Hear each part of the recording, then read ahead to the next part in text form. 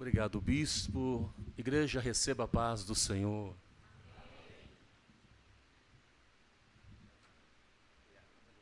Obrigado. Salmos 103, verso 19. A igreja em uma só voz no 3, vamos todos juntos citar esse versículo. 3.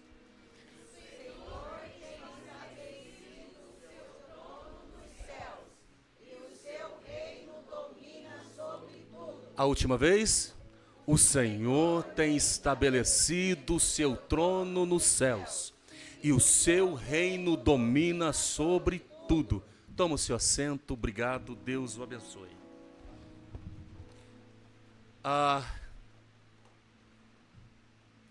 Como eu sempre digo, a mensagem ela não pode passar pelo pregador.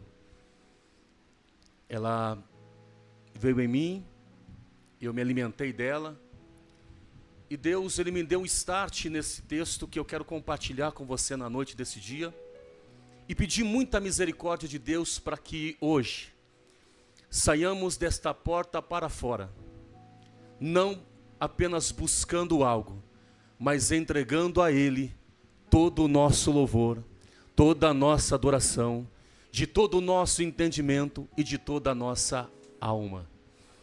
Os Salmos é um dos livros mais sublimes de toda o cânon sagrado, e até mesmo dentro do bloco da Taná, ele é considerado um dos livros mais belos escritos de toda a história. Dentro disso, ele é chamado também dentro do bloco dos cânticos de Quetumvins, que traduzido vai dizer que é os livros dos cânticos, que inclui Provérbios, Eclesiastes, Cantares de Salomão e também o livro dos Salmos. O livro dos Salmos no hebraico, ele praticamente é chamado de Teherim. Teherim, que quer dizer louvores, cânticos. E muitas das vezes a gente sobe por essa escada ou entra na rampa da igreja, querendo ouvir um bom louvor, querendo ouvir uma boa pregação. Mas nesta noite, Deus veio aqui para receber o nosso louvor. Eu vou repetir isso ao seu coração. Deus veio para receber o nosso louvor, a nossa adoração. E através da palavra, Ele dizer para cada um de nós: eu recebi o seu louvor, eu recebi a sua adoração, ou não. Dentro disso, Deus me levou a esse Salmo 103, que praticamente vai falar de louvor, de adoração. E olhando para o texto do capítulo, não é capítulo, é número, porque capítulo não é considerado no livro de Salmos, são 150 números em seus versos. Ele praticamente vai colocar uma proposta de louvar a Deus. Então a proposta do livro de Salmos é que os autores que ali foram inspirados em seus momentos para escrever, sempre apresentou ao Deus, não apenas o louvor, mas apresentava o caráter do Deus que ele estava para louvar. Então aqui, o louvor e a adoração não fala de quem está adorando, mas para quem eu vou adorar. Não fala do caráter do adorador, fala do caráter do Deus que vai ser adorado. Eu me peguei escrevendo que a gente está muito acostumado a ler o livro dos Salmos de forma rotineira e de forma de leitura diária, apenas citando como se fosse o Salmo 46, o Salmo 23, o Salmo 91, o Salmo 121. Nos pegamos sempre citando e lendo o livro dos Salmos. Mas Deus me levou a uma compreensão dentro do Salmo 103, o verso 19, que diz que o Senhor tem estabelecido o seu trono nos céus, e o seu reino domina sobre tudo. Então hoje à noite, eu quero falar sobre o trono de Deus. É aonde a minha, a nossa adoração deve chegar. Eu vou repetir. É o lugar aonde a minha, a nossa adoração é o destino a chegar. Os Salmos têm 150 números, e alguns autores diversos deles, alguns são filhos de Corá, alguns outros a gente vai atribuir aos de Asaf, mas o mais antigo salmo é o Salmo 90, que é escrito por Moisés. O Salmo 90 é o salmo mais antigo que existe, que foi escrito pelo próprio Moisés. Mas, dentro de tudo isso, dos 150 salmos escritos, 73 deles foi Davi que escreveu. E desses salmos, eu olhei para eles e comecei a pedir a Deus uma direção, dizendo o que pregar hoje para o coração da igreja. Antes de ministrar a eles, eu quero que o Senhor ministre ao meu coração, fale comigo, ministra a mim. E todo mundo conhece os salmos 103, 121, 91, 23, como eu disse. Mas aqui, o menino Davi, sempre que a gente fala dele, lá em 1 Samuel capítulo 16, ele era especialista em adoração, em louvor. Só que esse menino aqui, ele está indo lá para o vale de Elá, levar marmita para os seus irmãos na guerra. Houve momentos em que o próprio rei Saul, por alguma perturbação, por um espírito, ficava se perturbado, ficava meio agitado e chamava Davi, o pequenino Davi, para tocar a sua harpa, para tranquilizar o coração, a alma de seu rei. Se tem uma coisa que acalma o coração da gente, quando a gente passa por momentos difíceis na vida e sozinho, é quando a gente tem um louvor para adorar a Deus. Mas como adorar a Deus no momento de perturbação? Como adorar a Deus no momento de crise? Como adorar a Deus quando a gente está emburrado? Como adorar a Deus quando a gente está preocupado? Como adorar a Deus quando a gente sobe à igreja, dizendo como é que vai ser hoje? O mais importante aqui não é o adorador que vai adorar, mas aquele que será adorado através do adorador, para receber a honra, a glória devida. Escute isso.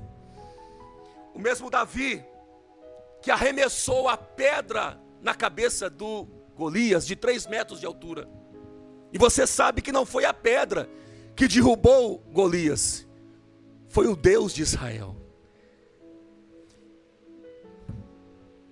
Tem pedras que Deus vai permitir nós usarmos, mas só vai cair se for o Senhor. Se for o Senhor que estiver conosco.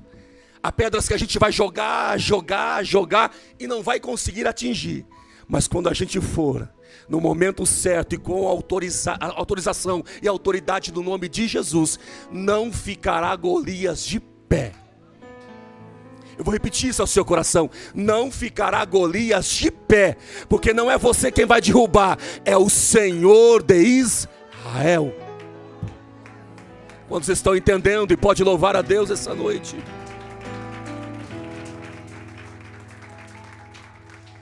Como eu sempre digo, com muita humildade e temor nesse altar que eu tenho, eu não vim pregar bonito, eu não vim te impressionar como pregador, mas eu só quero ser voz de Deus da Bíblia para você hoje, para te trazer um sentido de que muitas das vezes a gente sobe aqui esperando um louvor, nossa, esperando a adoração, sim, mas também Deus desce do seu trono com a manifestação da sua glória para receber o meu e o seu louvor. E a pergunta do Espírito de Deus para nós: há um louvor em nossos lábios hoje? Eu vou perguntar de novo: há um louvor em nossos lábios hoje?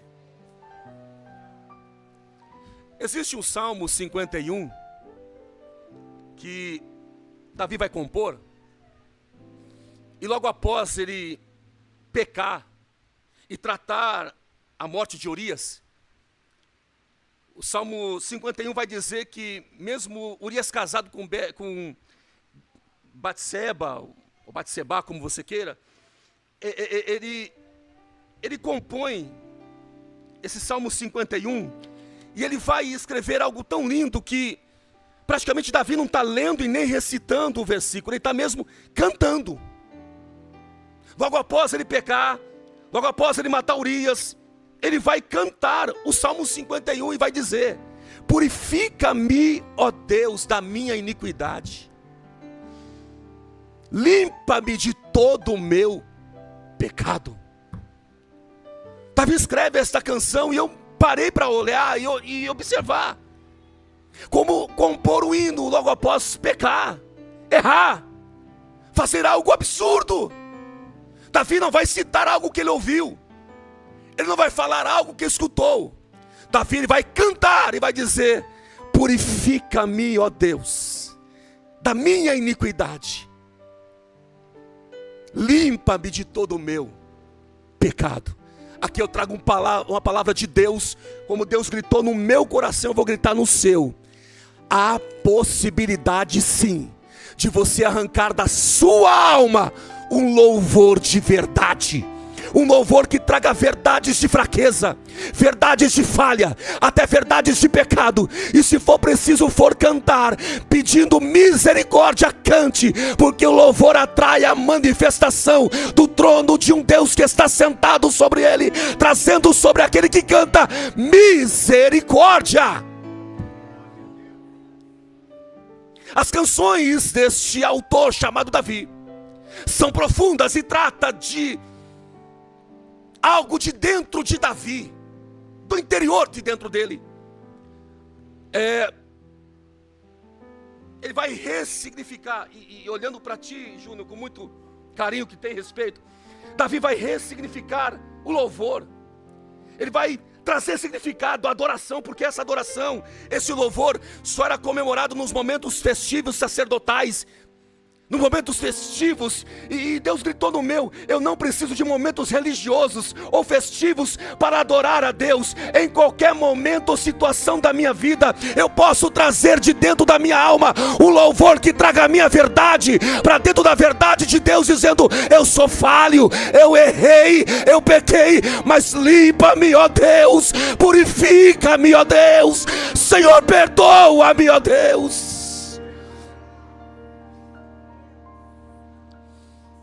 Eu vou gritar no seu coração: nós não estamos aqui para a prática de ritual de cânticos. Repito, não estamos aqui para a prática de rituais de cânticos. Tem que haver sentido naquilo que a gente está cantando. Eu vou repetir: tem que haver sentido naquilo que você canta. Quando cantamos aqui, não cantamos para nós, cantamos para aquele que está sentado no trono.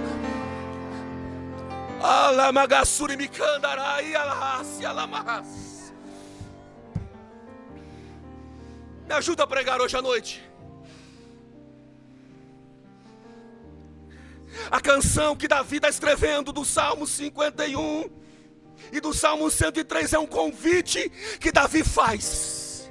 Davi faz um convite para nós sermos verdadeiros daquilo que encontramos sentidos para cantar.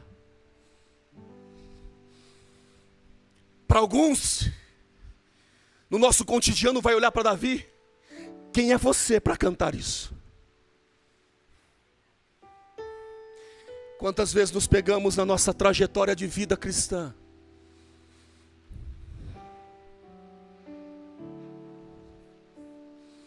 eu tenho muito respeito e temor em pregar aqui em cima, muito, mas eu não posso descer daqui sem entregar o que Deus entregou ao meu coração para o teu coração. Entramos numa vida rotineira, esperando algo dos outros, quando na verdade aquele que está no trono não espera dos outros, espera de você, espera de mim.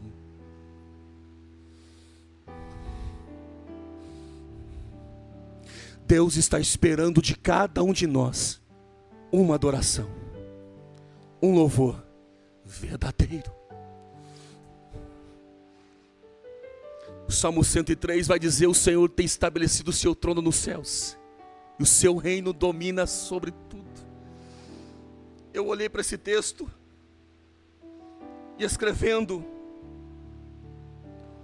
o que eu posso gritar no seu coração quando eu estava escrevendo, Júnior, foi que o Espírito Santo gritou no meu, na mesa da minha casa, escrevendo agora à tarde: o céu este ano estará aberto na vida de um adorador, que o adore em espírito e na sua verdade. Não é profetada e nem jargão de pregador, é algo profético da palavra. Este ano o céu estará aberto na vida de um adorador. Escute isso aqui. A composição de Davi, mesmo sendo um homem falho como ele foi no Salmo 51, será que Davi é um homem propício, ele tem propriedade, pastor Clemente, para falar de trono? Será que, pastor Mequion, que Davi vai falar do trono de Deus? Será que ele tem propriedade para isso? Davi não é, se fosse aquele Davi da casa de Jessé, que só tinha na sua mão um cajado, uma vara e ovelha, ele não teria propriedade para falar disso. Mas quando Deus manda Samuel na casa de Jessé em Belém, Samuel pega chifre de azeite, vai em Belém, porque hoje eu vou ungir um rei de Israel. Sabemos que quando Samuel chega, os 3 filhos mais velhos de Jessé são aprovados por Samuel. São aprovados, preparados, entendia.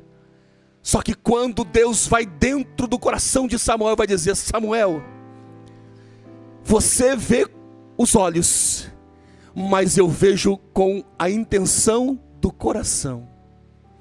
Samuel, para de olhar com os seus olhos, veja com os olhos do coração e da alma. E eu vou gritar no seu como Deus gritou na minha sala hoje à tarde. Deus está olhando não para a nossa aparência, mas para a entrega da nossa alma aqui agora. Eu vou repetir, não é a nossa aparência, talvez a gente está aqui, saltando, salmodiando, alegrando, mas a nossa alma está machucada, está ferida, está arrastando. É aí que eu aprendi que Davi, no Salmo 51, mesmo arrasado, ele tirou uma canção dizendo: purifica-me, ó Deus, das minhas iniquidades, limpa-me dos meus pecados. Sabe o que eu aprendi? É que cada um de nós podemos, no momento mais fraco da nossa vida, levantar um louvor, levantar uma adoração, não para chamar a atenção dos outros pela nossa aparência, mas rasgar o nosso coração, a nossa alma, dizendo ao que está sentado no trono: olhe para mim, tenha misericórdia de mim. Quantos estão entendendo e recebendo a palavra e pode adorar a Deus? Deixa eu prosseguir.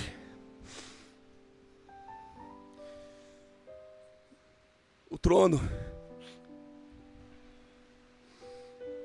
que foi prometido a Davi,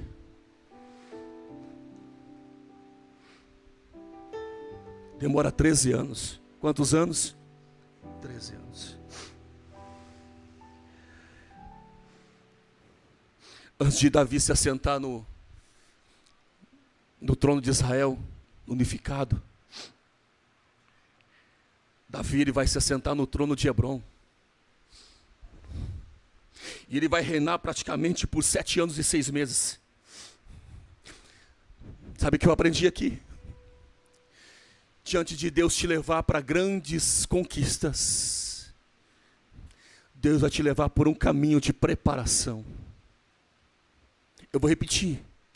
Antes de chegarmos em locais ou lugares de grandes conquistas, Deus vai nos levar, não importa o tempo, de preparação. Deus prometeu para Davi na sala de sua casa, ungiu com azeite, mas demorou 13 anos. E dentro desses 13 anos, Davi vai reinar 7 anos e 6 meses em Hebrom. E Hebrom, você sabe que é uma região geográfica um pouco menor que Judá. E eu aprendi que aqui Davi começa a entender o que é trono. Porque quando mesmo que um rei, mesmo que alguém assentado no trono faz um decreto, ele tem um limite geográfico. Ele tem as suas limitações de decreto. Mas quando a gente olha para o versículo 19, a gente vê que o reino dele domina sobre tudo. O domínio do trono de Deus não tem limitações. O reino de Davi tinha, e ele entendia disso. Ele sabia sobre limitações geográficas de mandar um decreto. Mas só que aqui, Davi também vai entender que acima do trono, acima dele, tinha um Deus assentado sobre ele, a qual seu reino não tem fim. Olhe para cá. Olhe para mim. Quando Davi praticamente está nos últimos dias, no último tempo de seu reinado, quase findando, em um momento em que Saul vai para a batalha, e ele se mata com a própria espada. Pastor Clemente, aqui eu parei e pedi a direção de Deus, Júnior. E a história diz que os anciões, os sacerdotes, vão até Hebrom buscar Davi, pastor Amequion. E quando os anciões vão buscar Davi, a história vai dizer que quando chega, os anciões vão dizer: Davi, nós sabemos que sobre ti há uma promessa.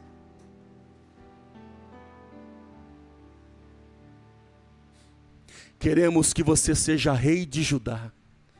E mais uma vez o óleo da unção vai sobre a cabeça de Davi. E o interessante é que quando o bispo Davi chega em Jerusalém, o primeiro decreto que Davi faz não é festa, não é dança, não é simplesmente comemoração. Davi diz: eu decreto, trouxemos de volta, resgatamos a Arca da Aliança. Em outras palavras, vamos trazer de volta a presença de Deus para o nosso meio, a qual ela não deveria ter saído daqui, jamais. Aqui eu trago uma palavra ao seu coração, gritando no seu ouvido: não comemore antes da presença de Deus ser a prioridade da sua e da minha vida. Não festeje antes, sem que a presença de Deus se manifeste, alegrando não somente aqui, mas o céu se alegrará por onde você está chegando na vida. Davi decreta, e ele vai em busca da arca, a presença, o símbolo máximo do povo. Ele resgata a arca. Aí sim, quando a arca está entrando, quando ele passa os portões, ele passa, Júnior, a comemorar. Eu repito, este é o ano em que o trono de Deus está disposto a se manifestar na nossa vida. E quantos recebem isso? Eu vou repetir: quantos recebem isso? Não tem nada impedindo que o céu se manifeste hoje.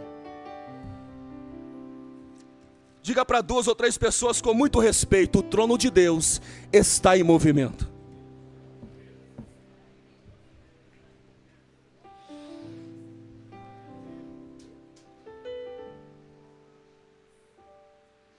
Ninguém manda. Diga: ninguém manda. Diga: ninguém manda mais do que o Deus no seu trono. Em toda a história da monarquia antiga, todos os reinos, todos os seus reis achavam que tinham poder na mão, mas eram pessoas limitadas. Os seus decretos iam longe, Júnior. Iam longe. O decreto e o carimbo de um rei, muitas das vezes ele alfinetava o dedo e tinha validade no decreto pelo sangue que estava sobre a carta. E aquilo era prova de que era a autoridade do rei sobre as províncias, territórios, aonde aquele decreto chegasse. Só que hoje à noite, o sangue de Cristo já foi derramado na cruz do Calvário há muito tempo. E a carta também nós temos na palma de nossas mãos. A gente só não usa, porque acha que isso aqui já está decorado. Salmo 91, Salmo 23, 121, o Salmo 119. Só que tem mais do que isso. Aqui tem, ai, Jesus me guarda, se você quer levante a mão, recebe isso. Aqui tem decretos e destino. Decretos e destino. Decretos e destino. Decretos e destino. Aqui tem decreto que pode mudar o destino da sua casa, o destino da sua família, o destino dos seus sonhos, o destino do seu projeto. Aqui tem decretos que poderá mudar a história do teu filho, da tua filha, ai Jesus, do teu marido, da tua esposa. Pode mudar a vida de uma nação. Só quem crê na Bíblia, levante a sua mão e dá um grito para o céu te ouvir nesta noite. Aleluia. Eu gosto muito de ler, pastor Clemente. Tem um livro que eu amo muito. Eu digo amar na questão de leitura. Se eu falar errado, você me corrige. Spurgeon. São 3.714 páginas. E esse livro, segundo os estudiosos, foi um dos maiores pregadores da história que houve. Não sei falar a pronúncia Spurgeon, mas deve ser isso aí. Ele escreveu um livro de 3.714 páginas. Júnior, e ele menciona o escritor grego Homero, que ele menciona que em todo o panteão havia um trono vazio. E se você já viu a história, quem gosta de filme antigo como eu, já viu os filmes de Roma, tem um panteão em Roma. E lá se eu falar errado me corrige, em Trevi, em Roma, que lá tem um trono vazio. E segundo Homero, que é um escritor grego, ele vai dizer que esse trono, ele espera que os deuses vão se assentar nele. Ele é considerado como politeísmo, vários deuses, várias divindades que queriam que se assentasse nesse trono. Porém, esse trono em panteão sempre esteve vazio. Esse mesmo escritor diz também que no Vaticano há um trono papal. E mesmo o Papa se assentando no trono, ele não tem total autoridade porque ele acha que é Deus, mas nunca será Deus. E mesmo assim o seu trono está vazio. Muitos buscam tronos, mas o que eu mais achei lindo do que Deus gritou no meu coração: Júnior, eu não preciso levantar um trono aqui hoje. Eu não preciso, bispo, levantar um trono aqui nesse altar. O que Jesus e Deus mais quer é um trono que esteja dentro do meu coração, preenchido por Ele, somente por Ele. Em outras palavras, enquanto alguns buscam deuses, divindades, se assentar em tronos físicos, o nosso Deus se preocupa em assentar na sua vida e na sua alma. Que nós possamos fazer da nossa vida um trono de louvor. Não cantamos um hino assim? Um trono de louvor, um trono de adoração. Então que a nossa vida este ano seja um trono para Ele, de louvor, de adoração, de gratidão.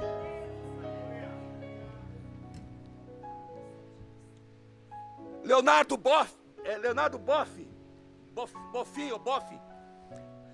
Boff, que é um teólogo católico, ele também menciona, neste livro eu li ele, que ele chegou à seguinte conclusão, Júnior: todo menino quer ser homem, todo homem quer ser rei, todo rei quer ser Deus, mas só Deus quis ser menino.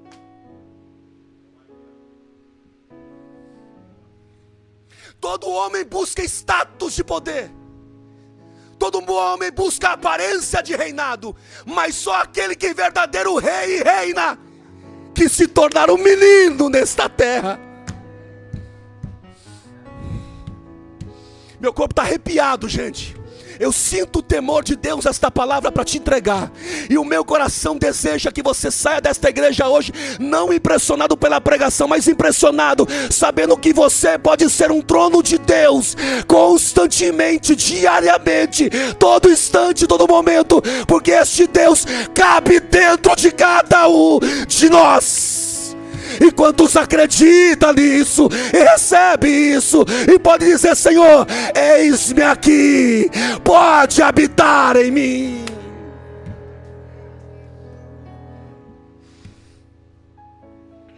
Trono fala de decreto, Clemente, pastor Clemente.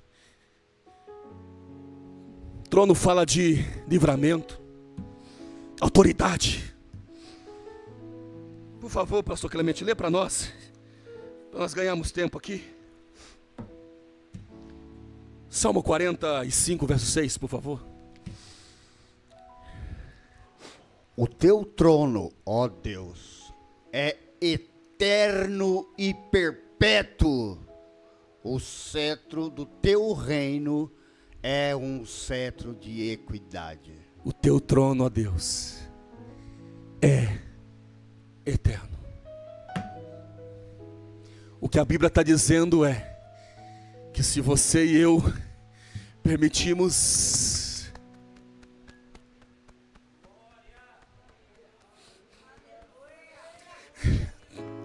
vai ser até o último suspiro da gente. Eu vou repetir, vai ser até o último suspiro da gente. Faremos da nossa vida um trono para Ele. Quantos podem acreditar nisso? Que você e eu possamos ser um trono de habitação, porque o trono dele não terá fim. Pastor Mequion, o rei Assuero faz um decreto. Ele tem poder, ele tem autoridade. Ele dá um decreto para matar Mordecai, Esther e todos os hebreus.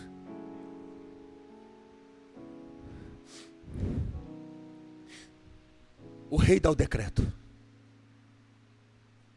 Esther vai jejuar 3 dias.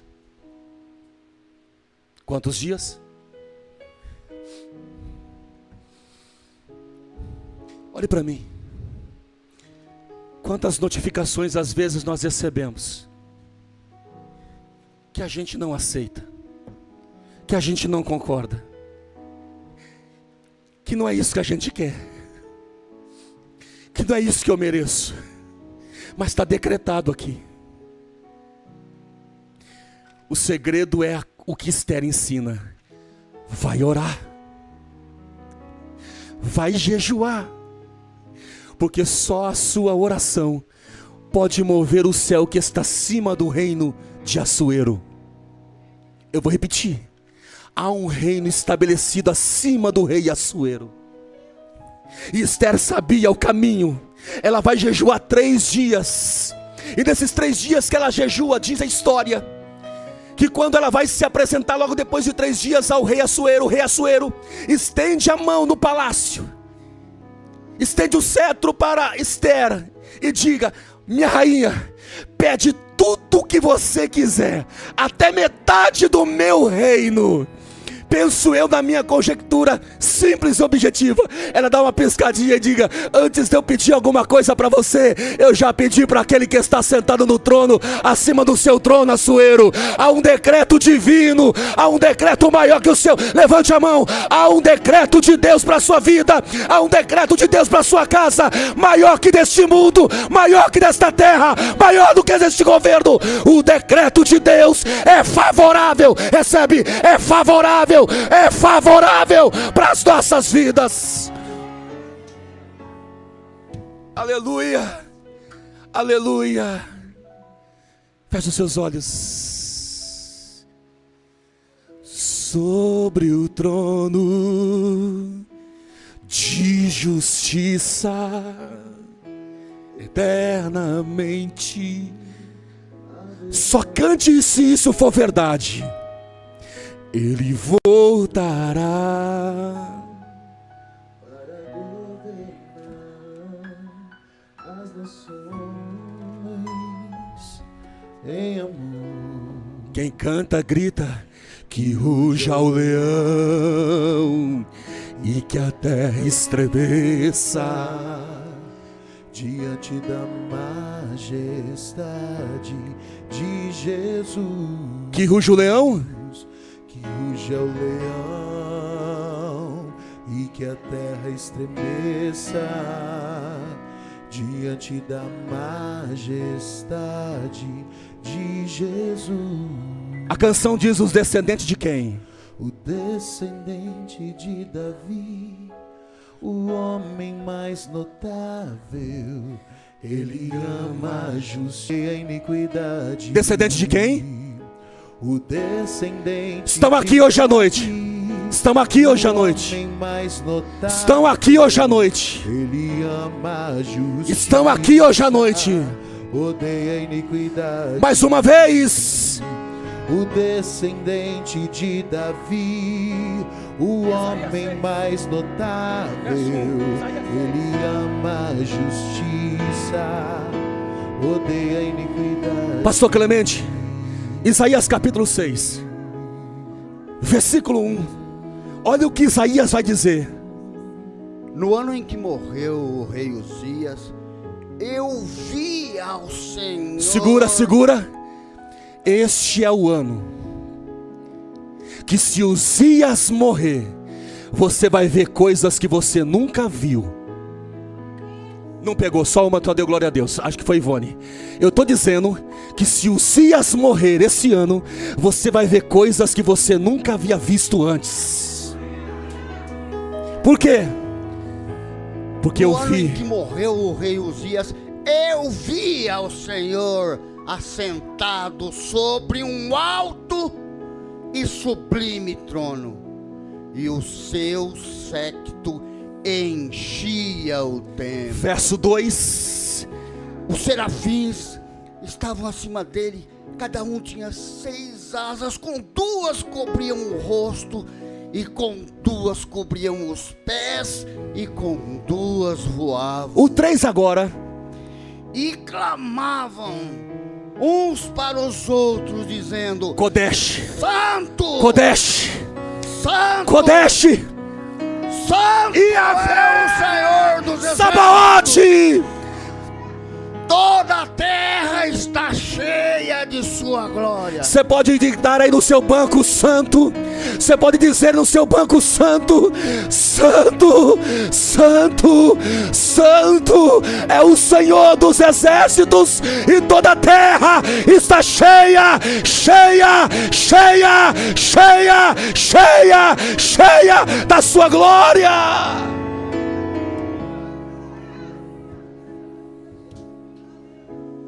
Olha que interessante. Uzias reinou 55 anos. Só quando Uzias morreu, pastor Amequion, foi que Isaías olhou para o céu e viu alguém além do trono de Israel.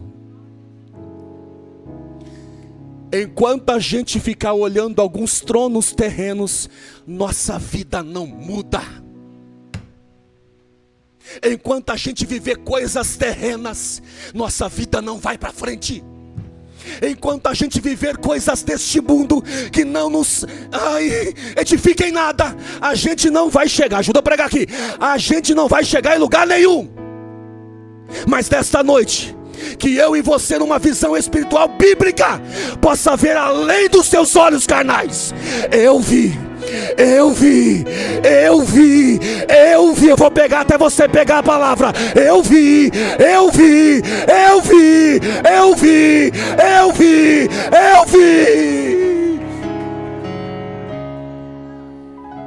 Agora, me explica uma coisa.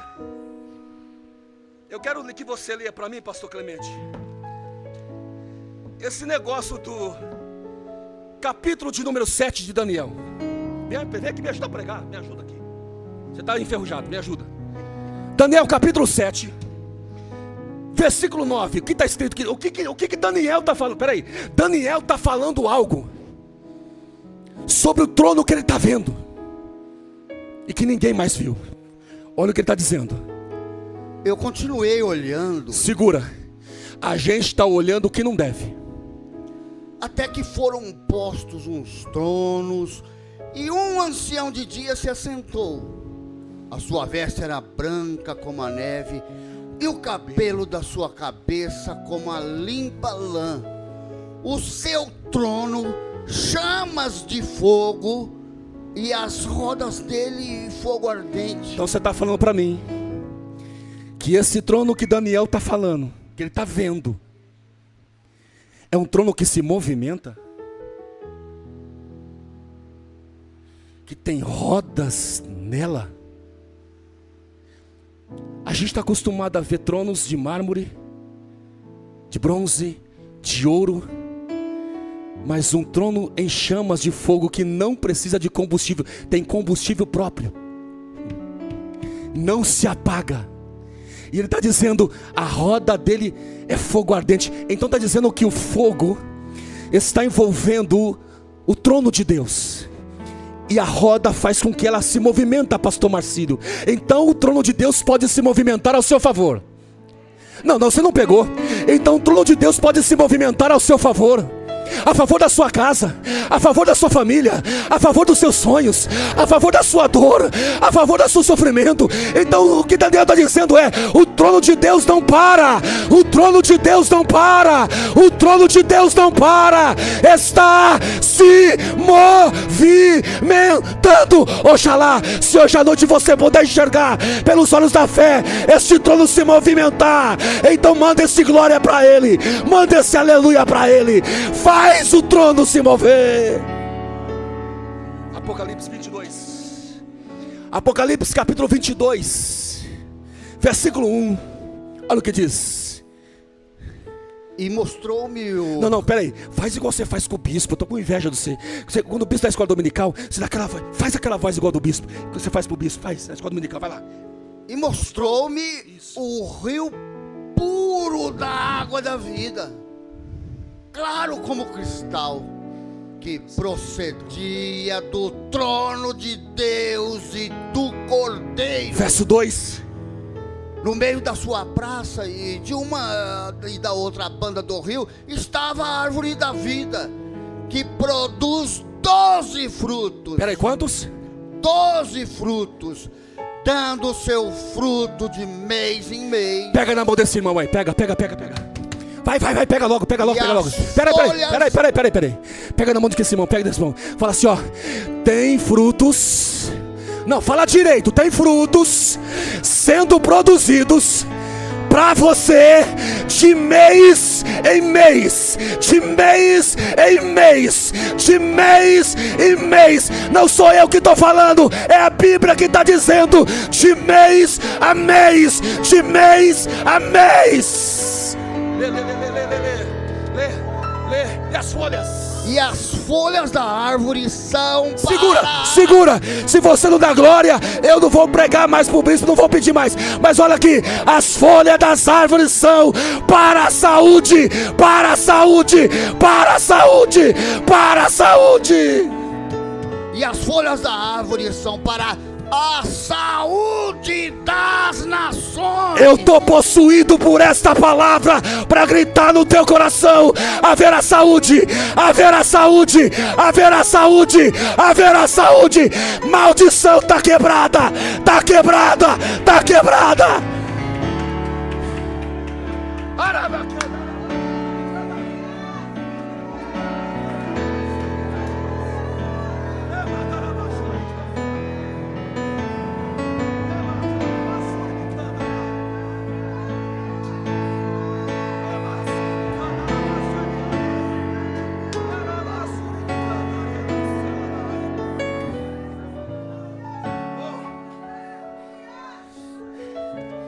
Eu não preciso pregar mais não. Apocalipse para acabar, capítulo 4 do 1 ao 11. Vem aqui. Se você ler, eles vão ficar de pé. Eles não entenderam nada do que a gente pregou. Apocalipse capítulo 4 do 1 ao 11. Lê. Depois dessas coisas, olhei e eis que estava uma porta aberta no céu. E a primeira voz que como de trombeta ouvira falar comigo disse: sobe aqui e mostrar-te-ei as coisas que depois destas devem acontecer. E logo fui arrebatado em espírito, e eis que um trono estava posto no céu, e um assentado sobre o trono. E o que estava sentado era na aparência semelhante à pedra de jaspe e de sardônica, e o arco celeste estava ao redor do trono e era semelhante à esmeralda. E ao redor do trono havia 24 tronos, e via sentados sobre os tronos 24 anciãos vestidos de vestes brancas e tinham sobre a cabeça coroa de ouro. E do trono saíam relâmpagos e trovões e vozes, e diante do trono ardiam 7 lâmpadas de fogo, as quais são os 7 Espíritos de Deus. E havia diante do trono um como mar de vidro, semelhante ao cristal, e no meio do trono e ao redor do trono 4 animais cheios de olhos por diante e por detrás. E o primeiro animal era semelhante a um leão, e o segundo animal semelhante a um bezerro, e tinha o terceiro animal o rosto como de homem, e o quarto animal era semelhante a uma águia voando. E os 4 animais tinham cada um, respectivamente, 6 asas. E ao redor e por dentro estavam cheios de olhos, e não descansam, nem de dia, nem de noite, dizendo: declare: Santo, Santo, Santo, Santo, Santo, o Todo-Poderoso Santo é o Senhor Santo. Deus, o Todo-Poderoso. Grite bem alto: que era, que é e que há de vir.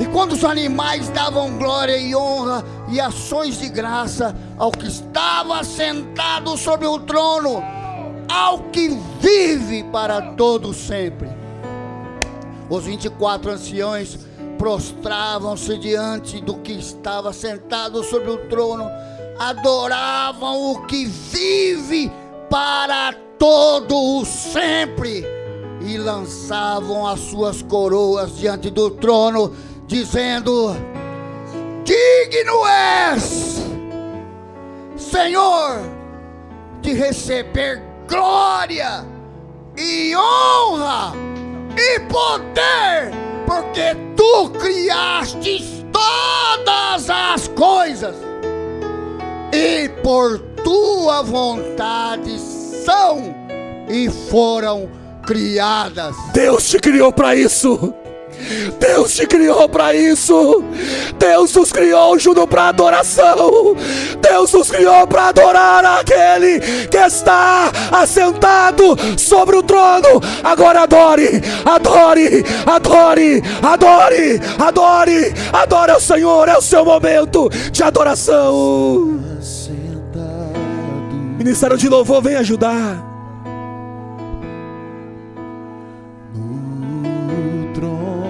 Cante com a sua alma, com a sua alma.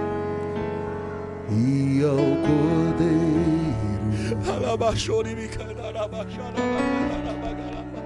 seja o louvor,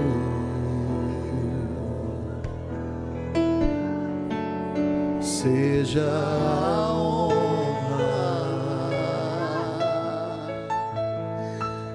seja a glória, seja o domínio pelos séculos dos séculos.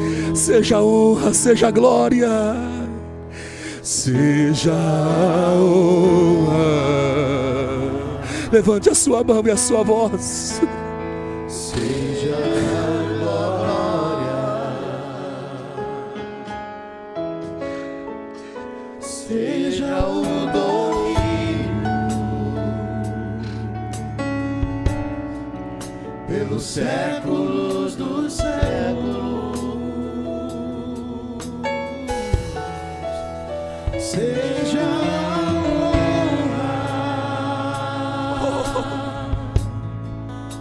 Seja a glória.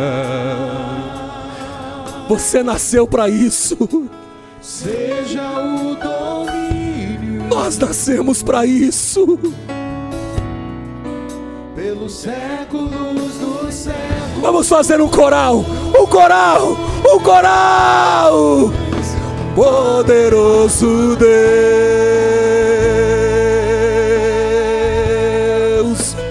poderoso Deus,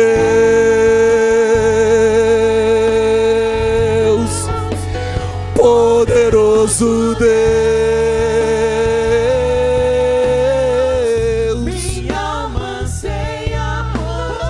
Mais uma vez declare: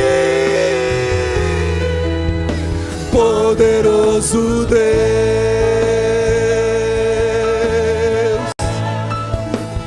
poderoso aleluia. Orire candarabagarabai, alabachoriai,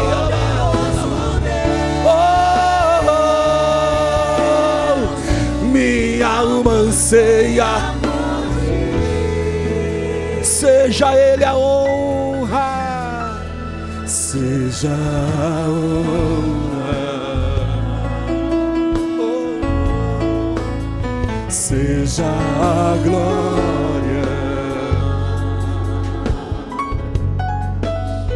seja o domínio, pelos séculos dos séculos.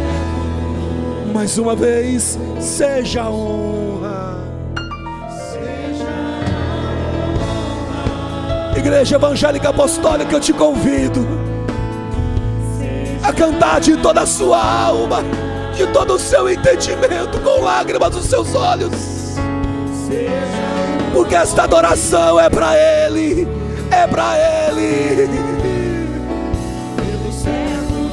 Esta semana o trono de Deus estará em movimento. Poderoso Deus, poderoso Deus,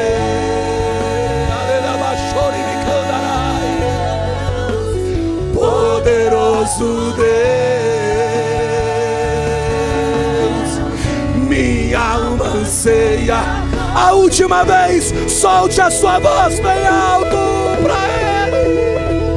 Poderoso Deus,